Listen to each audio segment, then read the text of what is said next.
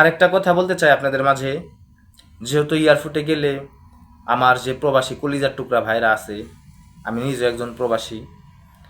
আসলে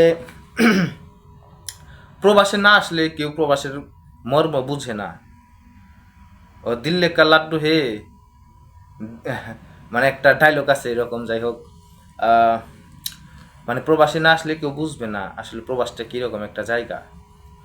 সো এখানে অনেক কষ্ট মষ্ট করে টাকা পয়সা ইনকাম করে, বাসায় অনেক মানুষ থাকে, অনেক চাওয়ার মানুষ থাকে। যেমন আপনি বিদেশ করলেন, 2-4 বছর দেশে গেলেন, আপনি 2-4টা মোবাইল এমনিতে নিতে পারবেন। আপনার আপনার ফ্যামিলি থেকে চাপ দিবে যে ভাই আমার জন্য একটা মোবাইল এলেন। হ্যাঁ, একজন বলবে যে দুলা ভাই আমার জন্য একটা মোবাইল নিন। শালি বলবে, শালা বলবে, নিজের স্ত্রী আছে, এবং কি নিজের ভাই ব্রাদার আছে ইত্যাদি। তারা মোবাইল চাইতেই পারে, তারা মোবাইল চাবে। তো এখন তাদের যে চাওয়াটা, তারা বল। আর বিদেশের পণ্য এমনিতেই মানুষ অন্যরকম পছন্দ করে। বিদেশের জিনিস মানুষের ভালো লাগে। যেমন বিদেশের চকলেট আর দেশের চকলেট কখনো তুলনা হয় না। সো এরকম ফোনটাও এরকম, যে আমার ফোন বিদেশ থেকে আমার ভাই আনবে। তো এই ফোন 2-4টা বেশি নিয়ে যাওয়ার ফলে বাংলাদেশে এক মুরব্বী আছে।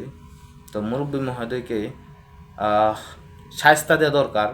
ইনশাল্লাহ উনি আসলে যে কাজগুলো করেন, যে কাজগুলো দেখাইলো, আসলে এটা আসলে কাজের কাতারেই পড়ে না। একজন প্রবাসী আপনার জন্য, আপনি যে দেশে বসে রয়েছেন, আপনার জন্য কত কষ্ট করতেছে। আপনি যে আপনি আপনি একজন সরকারি কর্মকর্তা, আপনার জন্য কষ্ট করতেছে। শুধু কি সে তার ফ্যামিলির জন্য কষ্ট করে? সে শুধু ফ্যামিলির জন্য কষ্ট করে না। এই যে আপনি সরকারি কর্মকর্তা, আপনি যে সরকারি কর্মকর্তা, এই আপনি শুধু পরিবারের জন্যই কাজ করেন, বাকি আর কারোর জন্য কাজ করেন না। সো আমি যদি সরকারি কোনো ব্যাপার নিয়ে কথা বলতে যাই, আমার মাথাটা হ্যাং হয়ে যায় অ্যাকচুয়ালি। আমি সরকারি কোনো কর্মকর্তা আমি পছন্দ করি না, বিশেষ করে আওয়ামী লীগের যখন ছিল ভাই। মানে এ কথা যদি বলি রাত হয়ে যাবে, কালকে সন্ধ্যা এসে পড়বে, কথা শেষ হবে না। সো যে লোক, ওনার নাম জানি না, ওই মুরব্বী, ওনার এখান থেকে বহিষ্কার করে ওনার একটা জুতার দোকানে দেওয়া দরকার। ওনার এখানে থাকার কোনো যোগ্যই নাই তার। তিনি 1.5 বছরে কী যোগ্যতা অর্জন করেছেন? তিনি ছিলেন একসময় চোর, বা মানুষের দাঁত খিলাইতো আর মানুষের বাড়িতে বাড়িতে যায় ভাব ধরতো। তার নিয়ে আপনি একটু ডিটেলস করেন, তারা একটু দেখেন, জানেন এটা ওটা করে দেখেন যে তার ভিতরে কি আছে।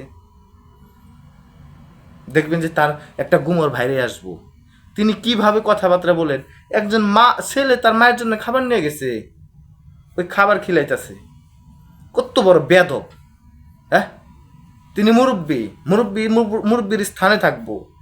হ্যাঁ, মানে দেখাইতেছে যে আমার প্রায়োরিটি এরকম, আমি এরকম পারি, আমার এই বয়সে আমি এরকম একটা গর্জিয়াস, আমার একটা ফিল আছে।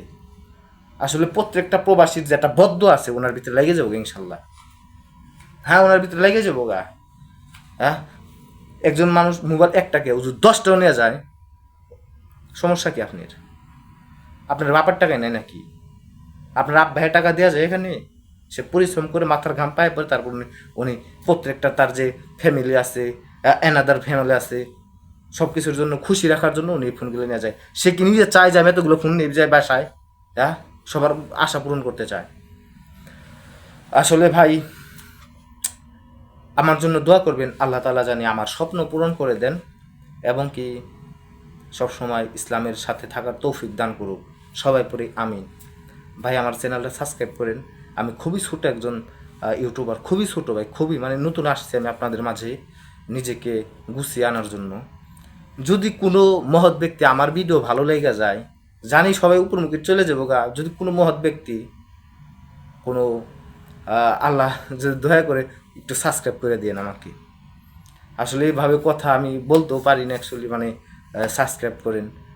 আসলে এটা বলতেও নিজেকে অনেক ছোটো লাগে, কেননা তারপরও বলতে হয় মানুষের কাছে।